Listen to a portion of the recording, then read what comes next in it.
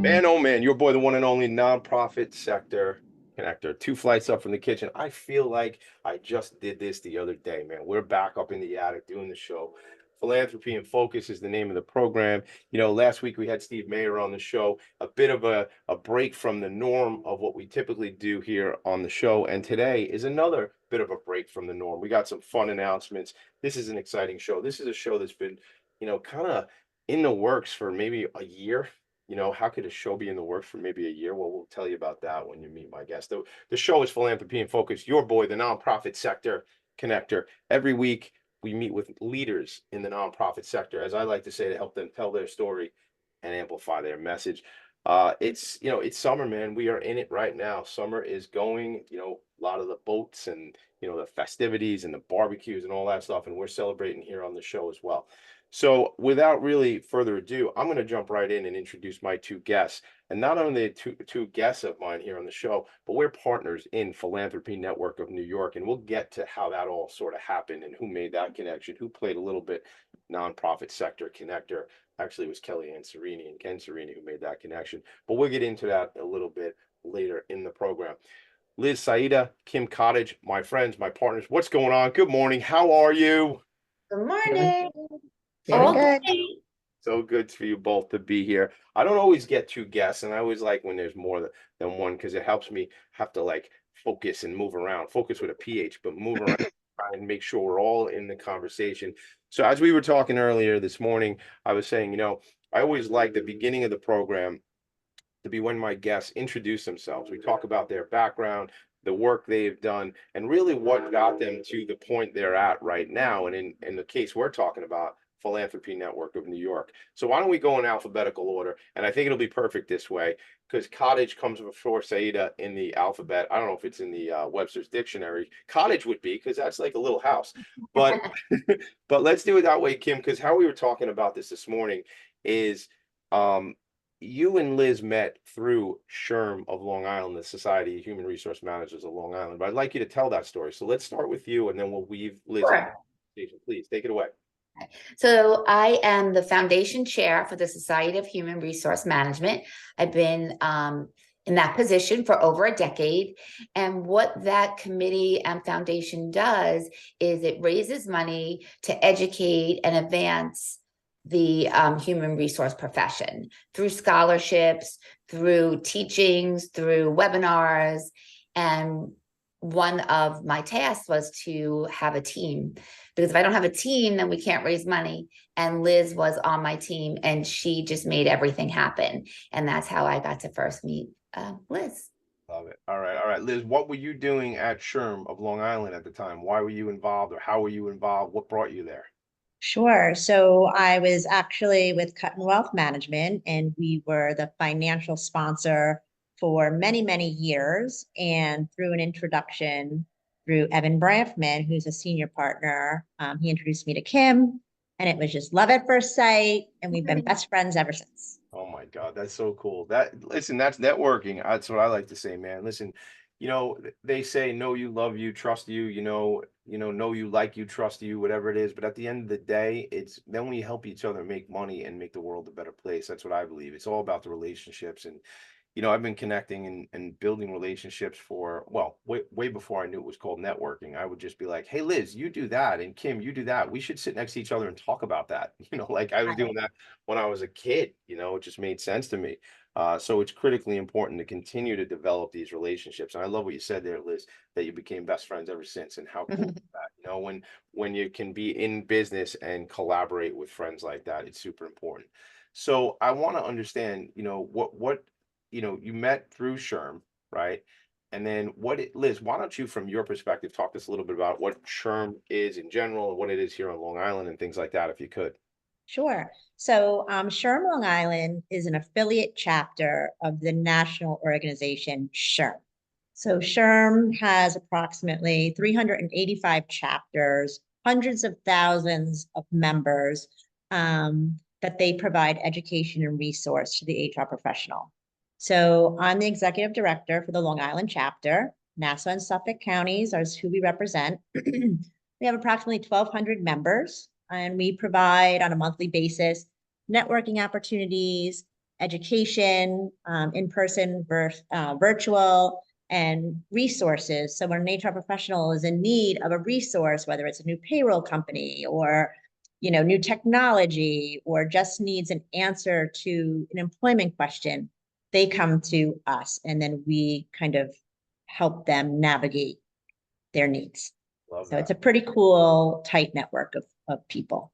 Yeah, yeah, I love it. And so I want to, Kim, from your perspective, from the foundation, I mean, you said, the role of the foundation is to bring in money to support these, these HR professionals and as Liz talks about resources. I know there's a big conference that you all have coming up for SHRM Long Island, but there's another very important unconference that we need to talk about. So we'll get into that too. But from your perspective, Kim, what exactly is the foundation's role? Like you said, raising money and bringing in funds. Can you talk a little bit more about that? So just like in any profession, in order to stay updated, there's education involved. So the human resource professionals want to get their CP, their SCP, different certifications, there's recruitment certifications. So what happens is the foundation raises money for scholarships in order to give them the sources for that education.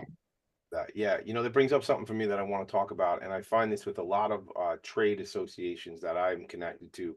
And I know, Liz, you and I have talked about this. I'm not sure if you and Kim and I have talked about this, but I know it's a relevant situation. Young people, not enough young people that are connected to these organizations, trade associations, and whatnot.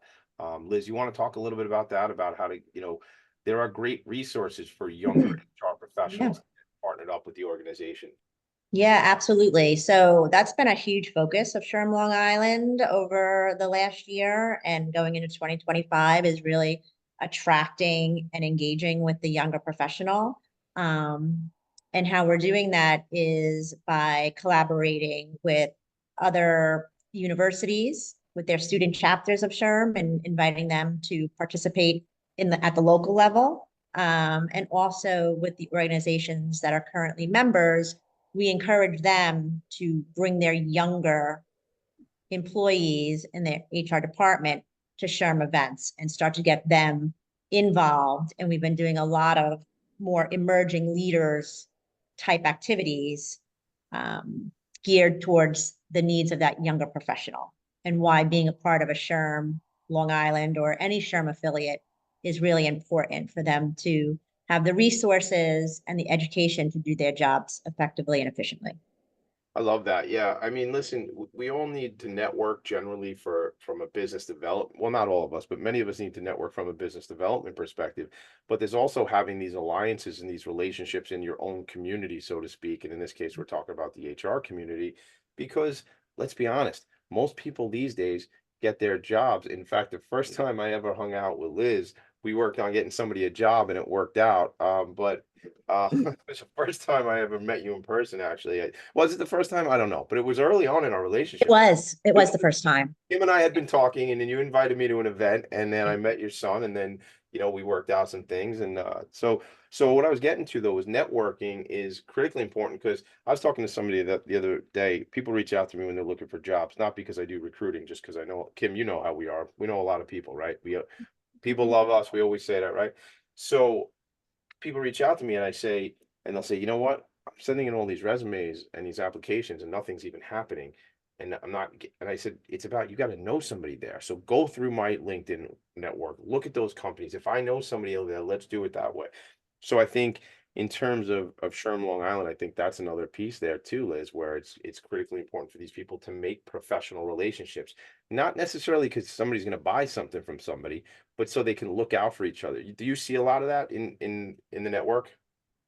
Yes, but it's a skill that they need to learn, right? So networking isn't a big part of HR profession, right? Because you have a skill, Right. about HR, recruiting, retention, benefits, but networking is a skill that we see hasn't been kind of enhanced or taught.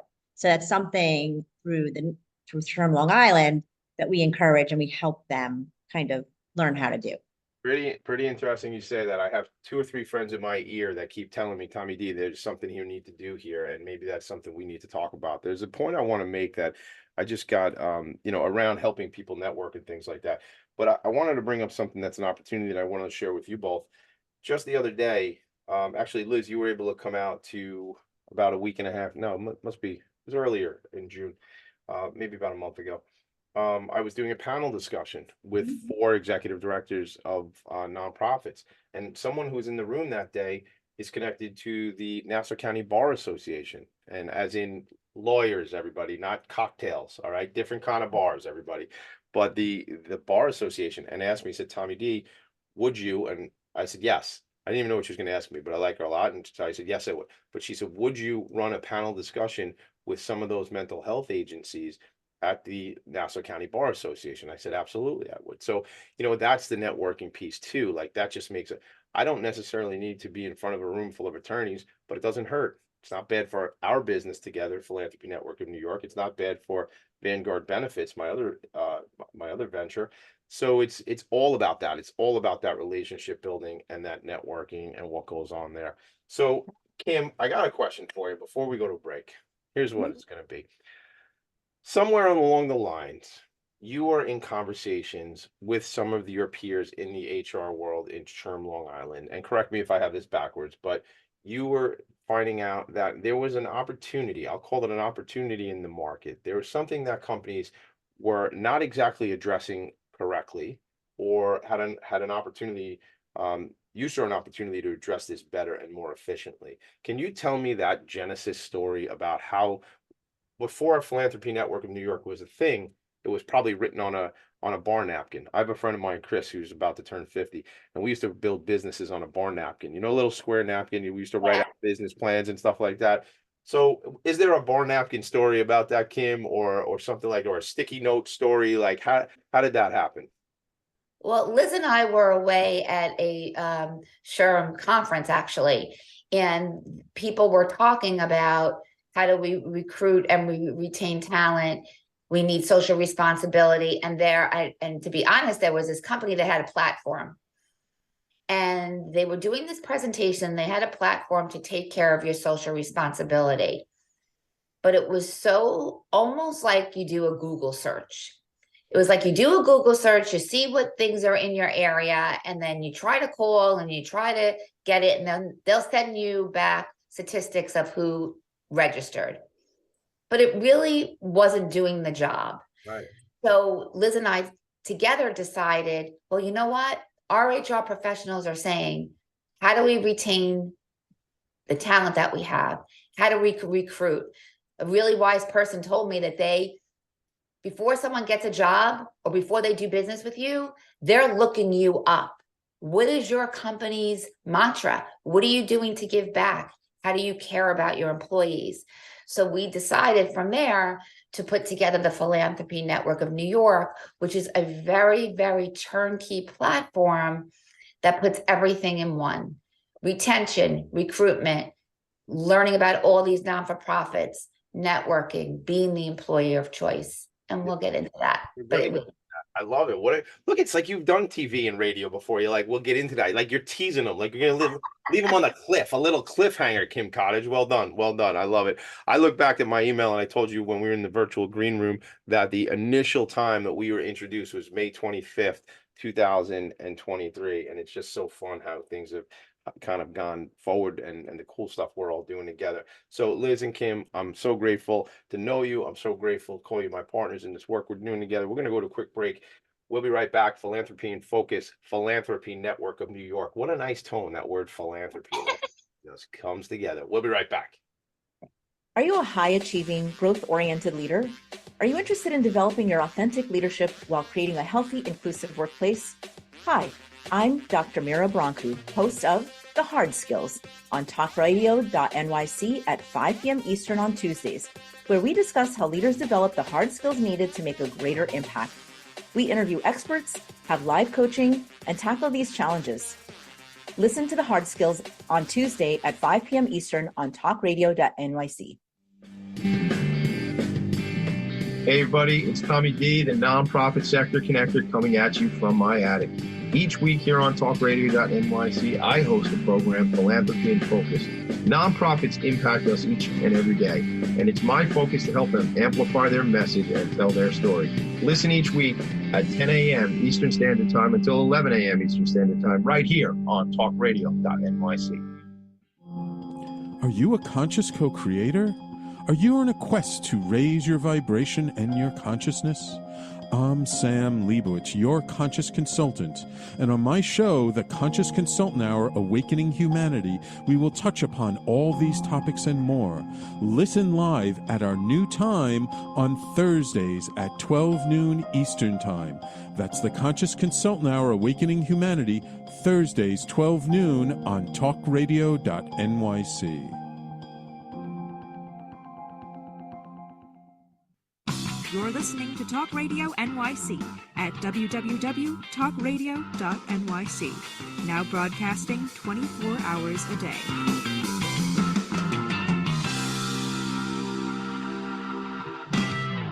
Nonprofits need connections to move in good directions. So cut through all the static. Join Tommy in his attic. All right, cut through that static, man. Join me in the attic. Every single Friday morning, we're back here in the attic where me, Tommy D, I host the show Philanthropy and Focus. I want to read this really quick. Kim Cottage is a trailblazer in the recruitment industry and the co-founder of the Philanthropy Network of New York.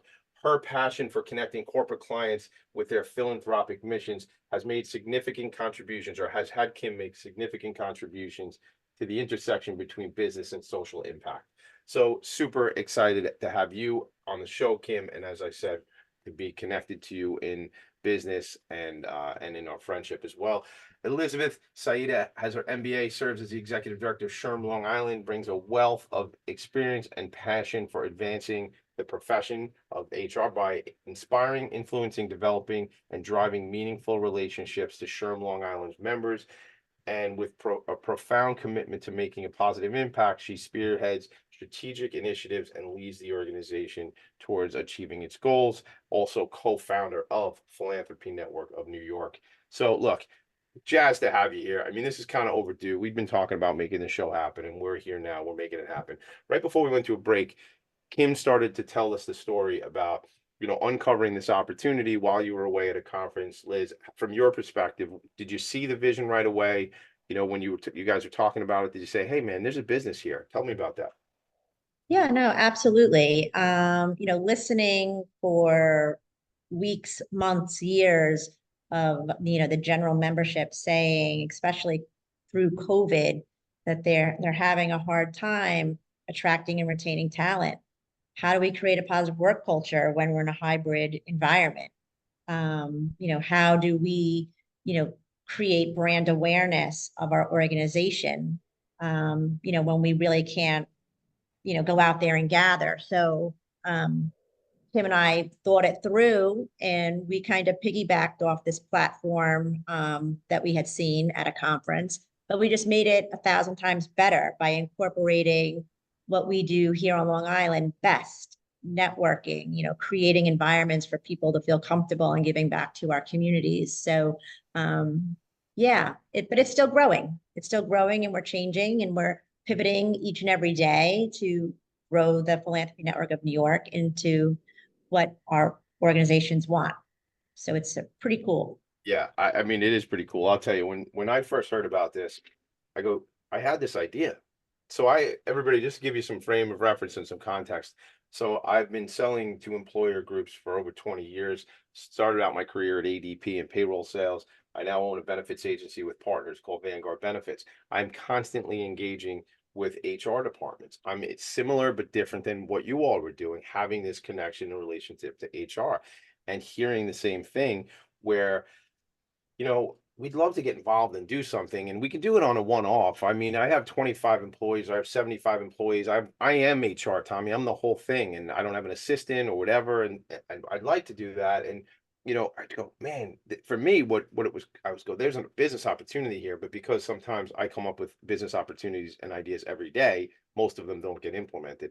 So when I did meet you both, I go, I had this idea and you guys are implementing it. And that's how we started to kind of, flirt and say, is there something here for us all to be doing together? And we'll get into kind of all of our big vision on how big this thing is going to get and how much impact it's going to make. But something I want to say, 70% of Americans believe, this is from the Harvard Business Review, 70% of Americans believe it's very important for companies to make the world a better place. 70%. Now, all of those people probably work somewhere, want to work somewhere, or used to work somewhere, right? So if you believe that it's that important, for your candidates believe that, your employees believe that, it's a game changer when you can implement and bring in these types of programs that we're going to talk about. 77% of consumers are motivated to purchase from companies committed to making the world a better place. 77% of consumers are looking to see what you all are doing, businesses, for the community. How are you getting involved? What work are you doing to make the world a better place, right? And we've seen that. And what I'd love to do is maybe, Kim, talk some of the clients that we already work with, their reactions to what this relationship has been so far. All right, so we'll just talk about, one that comes to mind is Suffolk Credit Union. So Suffolk Credit Union, very philanthropic mission, always giving back to the community, does do a couple of things on their own, but how can they expand that? So we have over 14 events that we do. What's important to me, what's important to their employer, what's important to somebody might not, everyone's different. So we do things with elders, we do things with suicide prevention, we do things with disability. So sometimes we do things with food, sometimes we're planting, sometimes we're painting, sometimes we're reading. So whatever's important to the individual, they sign up and go to. They are Suffolk Credit, really, it's important. They're environmental. They want the environmental, the environment to be clean. We had a beach cleanup. They had over 45 people attend. And we really use this opportunity as an employee engagement. If you look online and see all the pictures and everyone laughing, and we added a little meditation beforehand. So there's so many aspects to the way this goes. And people are really talking about it. When we go to these events, we work with the veterans. And I remember a family of kids walking in and saying, I can't wait to help out these veterans. And when she walked out, she said, oh, I didn't help them. They made me better. Yeah, that's so the secret. it's so a little amazing. secret about volunteering, Kim. That's the kind of secret. Like, before we all met, I went out and I did 60 days of service. And that was kind of like more and more of the thing. That's why, like, I'll tell you, the universe, God, whatever somebody's deal is, but works in these interesting ways where, or Kellyanne and Ken Serini, in this case, were the connector there. But it's, I will tell this, and I've said this story here on the show, and I love getting out and doing the volunteerism because it helps, but it also helps me. If you're not having a great day, man, and you can get out there and do something for somebody else, go do that, because now you're outside of your nonsense and shenanigans and how tough your life is, because you're out making an impact for somebody else. And I kept saying to you both the night at the beach with Suffolk, I was like, they figured it out. They're using this platform. They're getting it. I think they're a great model for what we're going to continue to do going forward. Yes. Because this sounds negative, but they bought in. They understand it. They are all in on the strategy. And from the C-level down, they had the CEO out there that night. That was so great to meet her. And then they bought shirts and hoodies, and they made it a special night for their team, not just come do the thing, have a sandwich and go, but it was very engaging. What do you think about that, Liz? And also some of our other clients that we work with? Yeah, no, absolutely. They really understand the program and they are utilizing it to its fullest capacity, right? So not only are they allowing their employees to pick, what's important to them, they're not being voluntold, you have to go to this specific event. You go to where you feel you want to be. And they're taking advantage of, the marketing, the social media that happens pre, during, and post events with the, members, companies name hashtag, all over the place. They're really using it, and then they repost it to their, network. And so they really get it. And we want to make all our members get it like that, so that it's being fully utilized to its capacity. Yeah. But, some people use it not just for employee engagement or, employee corporate social responsibility. We have some members that use it for, business development, right? What a better way to close business with a prospect is to bring them to an event where it's meaningful to them, right? And you're able to bring that prospect to a veterans event or, um, a North Shore Animal League, because they have an affinity towards that specific area. And, people like to do business with people of like mind and that are charitable. So people are using, Philanthropy Network in so many different ways, so many different ways. Yeah, great points. I think that's so important to underscore is that we're solving multiple problems, right? We're solving this problem of I'm a director of HR. I can't manage this because of bandwidth, but I want to plug into your platform. So then I'm getting my employees more engaged, corporate days of social responsibility. They're involved, they're volunteering, and they're making a friend because, they used to say when, again, having been in this adjacent to HR world for many, many years, they always used to ask when I worked at ADP, you'd have to take a survey each year. And it was like kind of, I don't know, it was a little silly to me, but like, do you have a best friend at work? That was like a thing that they would ask you because it was just show, are you engaged? Are you connected? Watching these individuals from Suffolk a couple of weeks ago, and certainly some of our other clients, out at these events, not only are they getting to mingle with the other businesses there, they're mingling with their own teams that they might only, some of them, first of all, you had that whole Suffolk group there. Some of these people never see each other because they're in different branches and different business units and stuff. You get to make new friends internally. And that, to me, I love. I want to go into this piece, though, where you're talking about, pre-event, post-event, stuff like that. Because, as Kim said earlier, she said somebody told her a long time ago how important it is what candidates see when they're looking at you. If I want to go work at Coca-Cola, or if I want to go work at a local business on Long Island, I'm going to check them out. I was telling somebody just last week who is a new friend of mine, I said, you need a LinkedIn profile.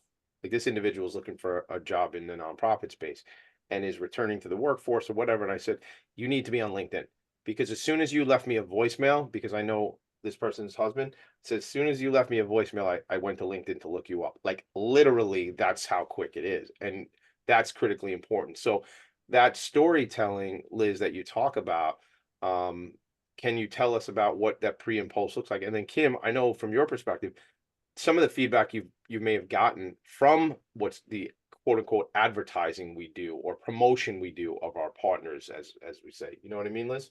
Yeah, sure. Yeah. So when I talk about pre-marketing is, we are always posting to Instagram, Facebook, LinkedIn, X, about all the upcoming events, why it's important, who the not-for-profit is. And we make it very easy for people to register, right? So that's pre-marketing. We also do a lot of marketing of the members that are part of the network, company spotlights. If we see them being recognized, outside, our organization, we make sure to post it and say they're a proud member of Philanthropy Network of New York. For example, Michelle Dean was just awarded some fabulous award as a top, executive on her own website. We then took that and forwarded it on to our network.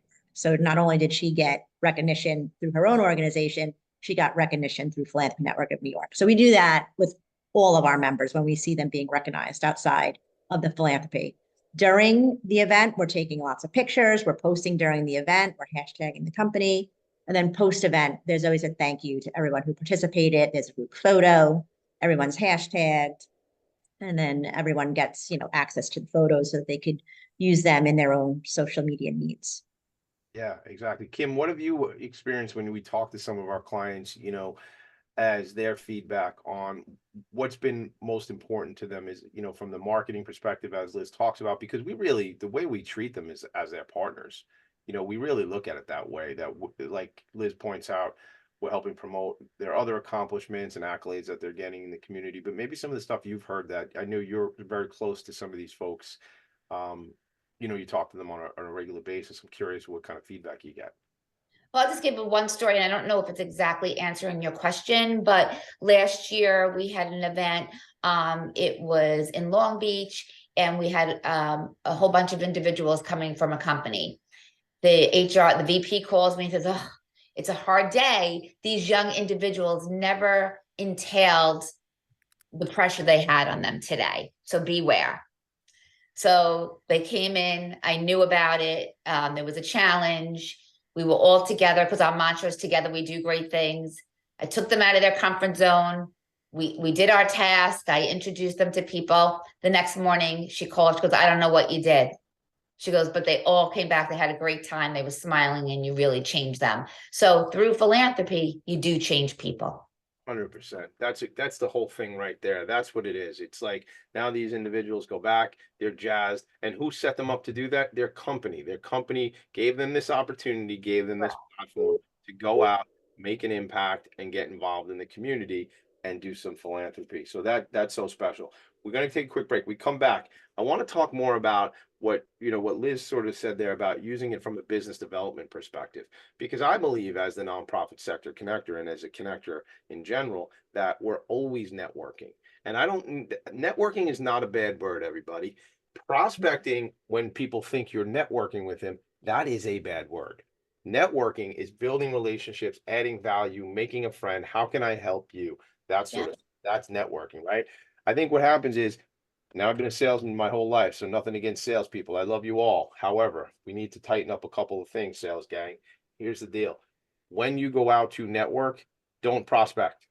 Network. When you go out to prospect, great behavior. I do it, but I know when I'm doing that, So when you're meeting with somebody and you're trading cards and you're sizing them up to sell them something, that's not networking, gang. But get me off my soapbox. I'm gonna rant.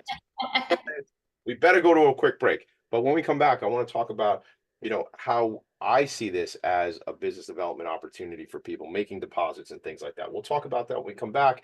We'll talk about some upcoming events, and we'll obviously talk about the unconference, talk about upcoming events. Very soon, we will be celebrating that very important day. So right back, Liz, Kim, and Tommy D, right back.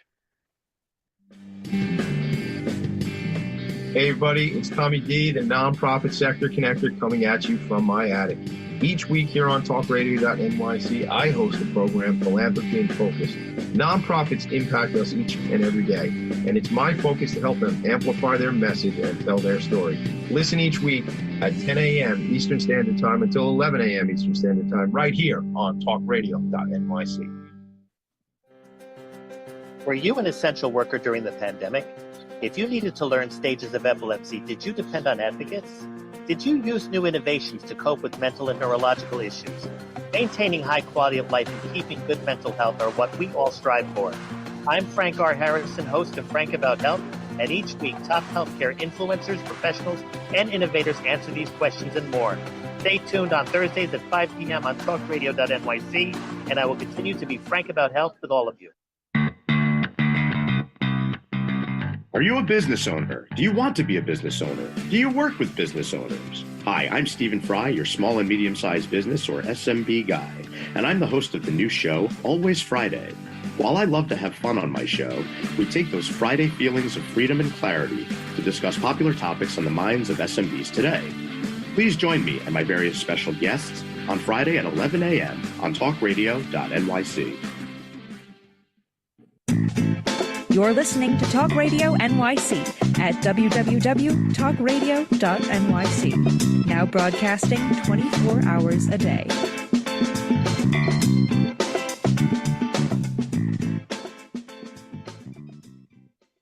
Nonprofits need connections to move in good directions. So cut through all the static. Join Tommy in his attic. We are back. So while you're checking in, if you're watching the video right now, you'll see I am sharing our website, which is pnnewyork.com, pnnewyork.com. That is the Philanthropy Network in New York. I'm sharing a couple of just pages. These are some of our clients here. If you're only listening, if you're checking this out as a podcast, please go to the network, go to the website, pnnewyork.com, to check out the website, see the great work we're doing, see some of the upcoming events, things like that. Well, as we were going to commercial, I sort of said, I'd love to talk about this business development angle that Liz mentioned before we went to a break. I think it's critically important to think in those terms, gang, because Liz, the way you pointed it out was like if you have a client or prospective partner who might be very focused on animal advocacy, as an example. And January we did an event at the North Shore. Oh my God, why can't in Port Washington, North Shore Animal League. Animal League. Yeah. And couldn't think of all the words. North Shore Animal League, which is a big national or international known brand, happens to be right here on Long Island that some people might not realize. But when we did that event, if I had a prospective partner or client that I was working with who I knew was gaga over animals and looking out for animals, I would bring that person to the event. So I think when people can think in those terms of, wow, now I rolled my sleeves up. I'll think of another event. When we were out doing, this is last year, actually, when we all first started really getting to know each other, we did an event called Pizza Palooza, which was with FCA and Family and Children's Association here in Long Island. And we worked with some of the children there playing games and pizza. And shout out to my dad, Ralph's Italian Ices of Huntington. My dad donated Italian Ices. And it was just that connection and relationship. And I met, you're meeting CEOs of companies that, you're rolling your sleeves up, you're getting involved together, you're serving pizza with rubber gloves on, right? Everybody's the same. You're digging, shout out to my friend Yolanda Rabano Gross from Options for Community Living, because a couple of years ago when I was doing 60 days of service, I was planting shrubs in front of one of their residential homes, and the CEO came out and was digging holes with me. Like, that's the kind of stuff when you get involved with philanthropy, you connect with people. Maybe some of the stuff, Liz or Kim, whoever wants to jump in to talk about what you've seen come out of this. It doesn't have to be somebody sold a thing, but maybe new relationships that have come from, you have with the dozen or so customers that we have, they're now meeting each other, they're intermingling. Maybe, especially like an example, Uncle Giuseppe's is a client of ours, right? You're constantly, Liz, I watch it because you handle our social media. I watch you promoting Uncle Giuseppe's. It's Super Bowl Sunday, or, let's have something for your barbecue, right? That's the kind of promotional stuff we do. So I'm curious, has there been some wins that we could share from people just getting out together and networking? Totally. So most of our network, when they're hosting, whether it's for personal purposes or corporate purposes, when they need food, they're going to Uncle Giuseppe's to place those orders, because they're there at every event, and they're talking and they're making friends. And I mean, the food is just delicious. So why not support people who support, common causes? So that's really the beauty of Philanthropy Network of New York. It wasn't something that Kim and I had, thought would, happen as often as it does. And it's definitely not something that we put in our promotional materials, Right. But transactions are happening holistically. Yeah. From these events, people meeting each other and finding about the products and services that they provide. And education, right? So Family of Kids is a great example of, do we really know what they do? But when they're there next to someone else and they're explaining their services, well, hey, I know someone that needs those services. And then someone will say, well, why don't you give me a call and let's make it happen, kind of thing. So it's a very unique way of opportunities happening, and it's very organic and holistic, which makes it a lot more meaningful. Because they're not there for that, right? These are Correct. more natural. It goes back to my point earlier before we went to a break, where we're there to do this thing together, roll up our sleeves, get our hands dirty, put on the gloves. I mean, I remember in February, we were out at Island Harvest cleaning out the greenhouses, right? And I don't know who I'm standing next to, and I end up making all these new friends. And again, yeah, I'm with the Philanthropy Network, but I'm just another guy standing there doing this thing, doing the work. So we make friends. Kim, what about you? I mean, you've probably seen a lot of that. Yeah. Well, we'll go back to the event in February where we're at Island Harvest, and next to Dr. Lenny.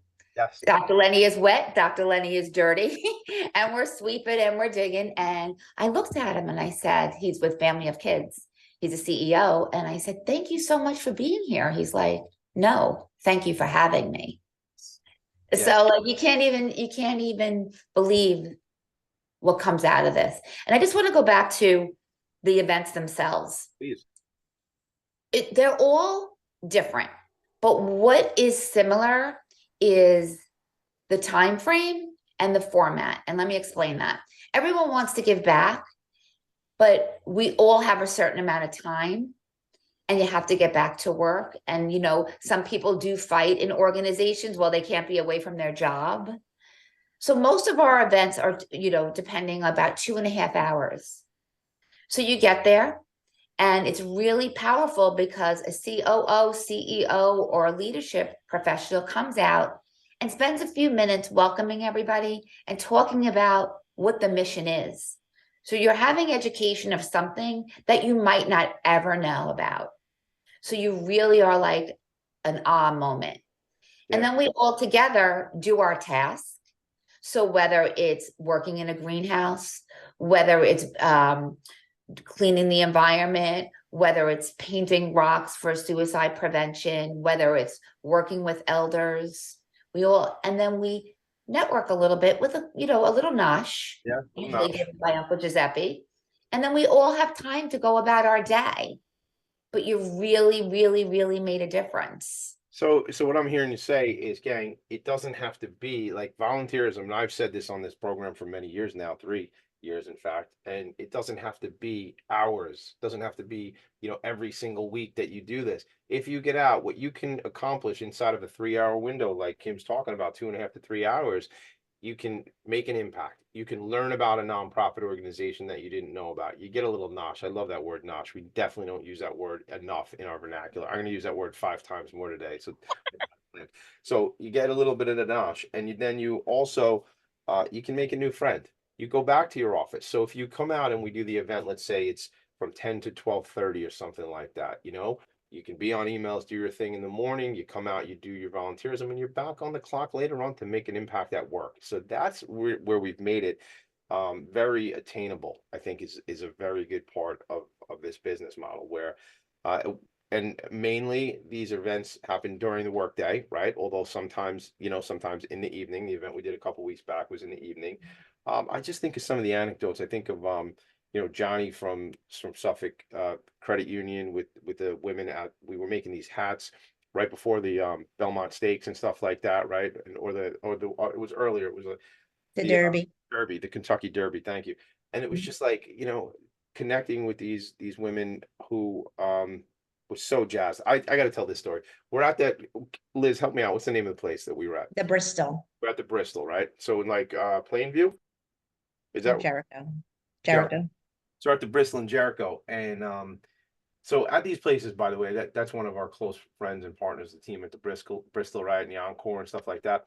So we're at this event and we're making these bonnets, and it was so much fun. And they made these little cakes, so they had these like little cakes and cookies, and it was like a tea, right? It wasn't supposed to be like it's like high tea. High tea, right? So I had my pinky sticking out while I was drinking my coffee and stuff like that.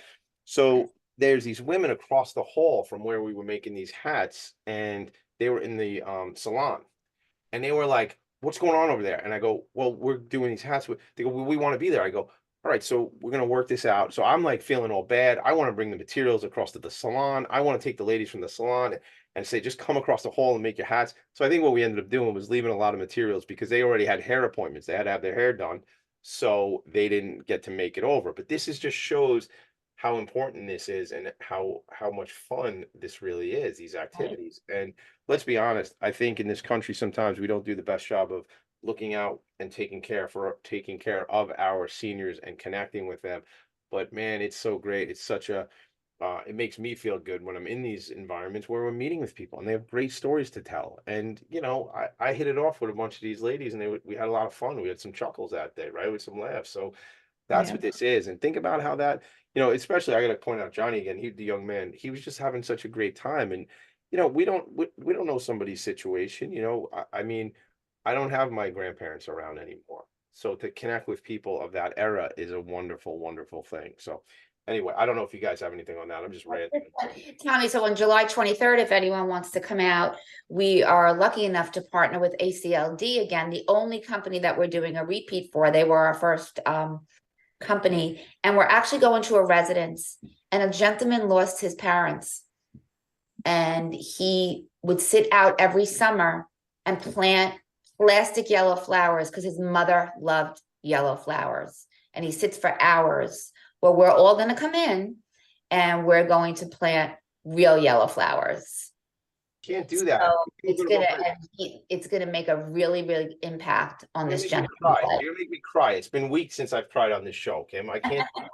So I'm sharing that on my screen right now, gang. If you go to PN New York, and then you'll click on, I'm gonna try to do this right now, and then you click on this event here, July 23rd, register here. It's gonna take you to this page. If you can't find any of this later on, what you do is you can send me an email, TommyD@pnnewyork.com, or Liz@pnnewyork.com, or Kim@pnnewyork.com, or just, we're going to shout out the socials and stuff like that as we draw to a break. We come back, we're going to go to our third break of the day. When we come back, it's our final segment. We're going to talk about upcoming events and specifically the unconference. So I really want to talk about the unconference because that has been something that there's a lot of effort being put into that event. It's going to be a super event. We got some wild keynote speakers and really great stories to tell about that event. I'm fired up about that. So when we come back, Kim and Liz, Tommy D, right back. Are you a conscious co-creator? Are you on a quest to raise your vibration and your consciousness? I'm Sam Leibowitz, your conscious consultant, and on my show, The Conscious Consultant Hour, Awakening Humanity, we will touch upon all these topics and more. Listen live at our new time on Thursdays at 12 noon Eastern Time.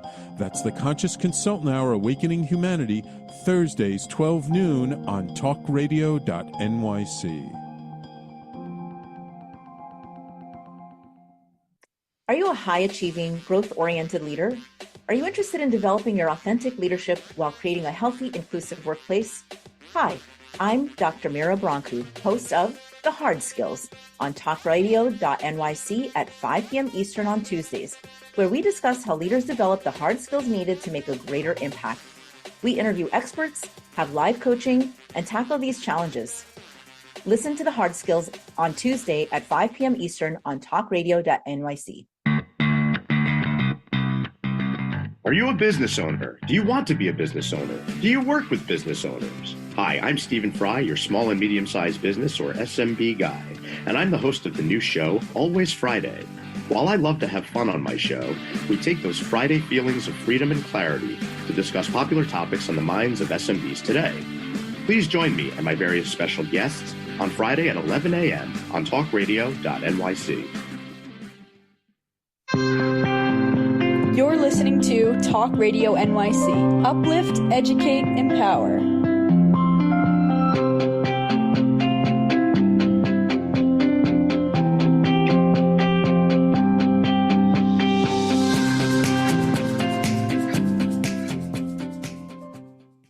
Nonprofits need connections to move in good directions. So cut through all the static. Join Tommy in his attic.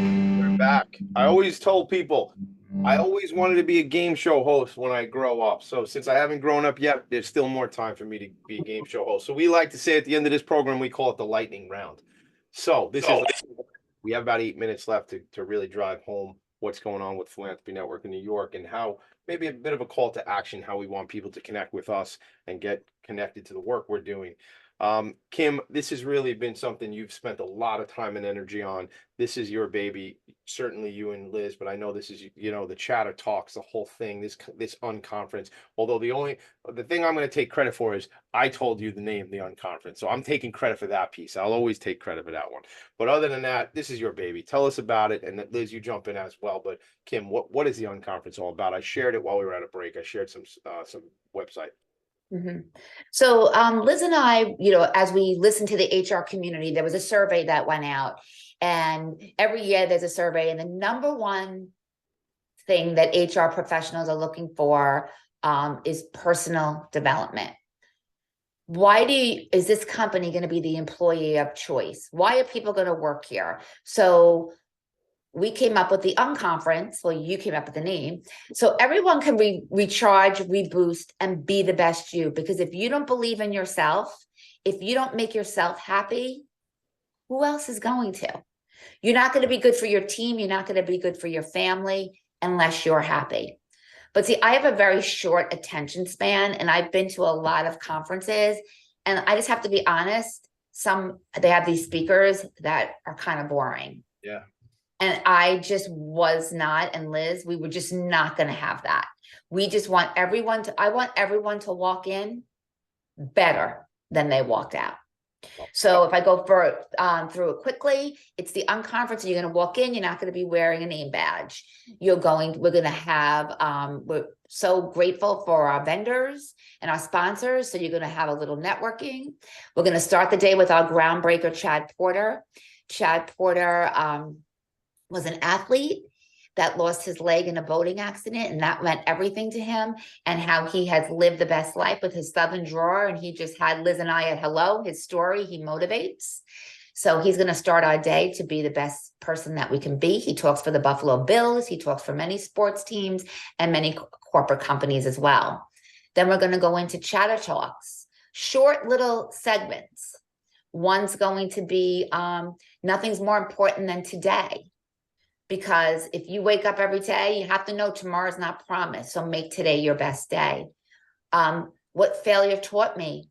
My friend Naeem is going to come over. He came over to this country with a suitcase and $300 in his pocket. And he wants to teach everyone, if you don't fail, you're not going to succeed. Get out of the comfort zone. Yeah, if you don't fail, you're not going to succeed. I love that. I was going through excuse me, Think and Grow Rich over the weekend, the classic. I was reading it on the weekend, and there's a lot of that, failing and failing is leading to successes, right? And then we have Donna with 10% Happier, and she's going to just show you like the good wolf and the bad wolf, who wins, just to teach you just to go in your inner self. And then we're gonna have a barbecue. And you know what? I don't want anyone talking during the barbecue. I want everyone to talk to each other and get better and network. And we're just going to do that. We're going to have a DJ. We're going to have hats thrown out. We're going to finish the afternoon with the pinnacle speaker. Mike Mannix with the 5 L's. It's going to really teach us, choose you. If you don't choose you, no one else is, and give us the tools to choose ourselves. Yeah. Going to finish, and then Hub is our sponsor of our Sip and Swing. We're going to end with people that want to go over and have some cocktails and some golfing, and we're going to have a mixer afterwards. So everything that we take away from that day, we can keep going and have each other to enforce what we learned. Yeah, I love that, because you know what it is. To your point, yes, conferences are sometimes boring, and right on. I know a bit about short attention span, and we know that on the show, Tommy D, ADHD, that two things rhyme. But let's be honest with this thing is like, it's great to do the thing that day, but what's the aftercare? What happens after that? And I think a lot of what we're talking about is community. You're going to meet these folks there, and many of these folks who are going to be in the room, some of our clients already on the Philanthropy Network of New York membership side, these are some of the folks that are going to be in the room. So they're already part of the community, but it's just going to continue to go on into the future. So I think that's really what a blessing to just have this event coming up in a couple weeks here in July 18th at the Hamlet on Long Island. So Liz, what do you have to add to that? Yeah, I mean, it's really going to be a day of like self-reflection, which I don't think as professionals, whether you're HR or you're any type of professional, sometimes you just don't have that opportunity to, take some time to have reflection. And through these stories and these presentations, it's going to help you overcome maybe some of the obstacles that you or me or anyone faces, with giving them, some tools and best practices to get through, and letting people know that they're not alone, and that, it's okay to choose you. Like Kim had said, if you're not the best individual that you can be, and none of us are ever going to be the best individuals we can be, but we can always be better, right? And we have to allow ourselves that opportunity. And I think on July 18th, through these conversations that we're all going to be having, it's going to allow people to become vulnerable and self-reflect so that they can walk out of there, even if it's 1% better. So it's very unique day. Yeah, it is unique. And I'm excited about the event because anytime I can work on that professional development and think and reflect on my impact in the world is a great opportunity. And we don't, to your point, we don't get to do it enough. We don't get to sit back and contemplate what we're doing in the world. And this is going to be a room filled with great dialogue, great conversations. And, something you said, Kim, about lunch, you said, I don't want anybody talking during the lunch. And I thought, well, that's not going to work. But I know what you meant now. You didn't want a speaker interrupting the network schmoozing during the lunch, because that's where the fun happens, right? It's at that, like, wow, we just went through this great stuff. We just learned all these ideas. I want to talk to people about it. And what I'm going to encourage people to do just generally in life, and certainly at an event like the Unconference, is stay away from the people you showed up with. The people you hang out with that you regularly see, get out of your comfort zone as we talk about it, because I believe life begins at the end of your comfort zone, right? So get out of your comfort zone and meet new people that you didn't come to the event with, because those people you never know. It's, if we didn't, eventually the three of us might have met, or eventually you two and I might have met, but if it wasn't for somebody pushing us together, that doesn't happen. And that's what it is.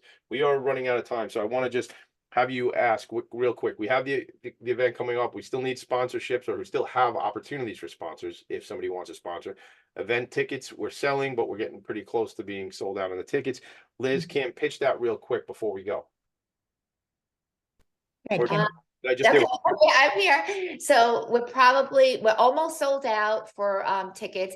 You have to remember, everyone is coming here today, not because they need the credits. They're investing in themselves. So when you're with these type of people and the follow-up we're going to have, everyone's going to have the like mind. And I'm going to use his name, Dan Ritchie, who is the VP of training over at H2M. He's like, Kim, you and Liz knocked this out of the park. This is what Long Island's been waiting for. We're going to recharge, reboost. COVID happened. Everyone has to get that fire back, believe in themselves, get out of their comfort zone. So if you didn't buy a ticket, they're very reasonably priced. www.pnnewyork.com. Get your ticket. You won't regret it. Love it. Love it. Liz, Kim, thank you for being my friends. Thank you for this thing we're going to do together. This is super what we're doing, and we're going to continue to do. Super exciting. What an alignment. You take the nonprofit sector connector, you take Liz and Kim, and what are we going to do? Wow, we're going to change the world. Hashtag no big deal, just changing the world. Yes. Everybody, make it an absolute great day. We'll see you all next week. Thank you both. I'll see you later. Right. Thank you. Bye. Bye. Nonprofits need connections to move in good directions. So cut through all the static. Join Tommy in his attic.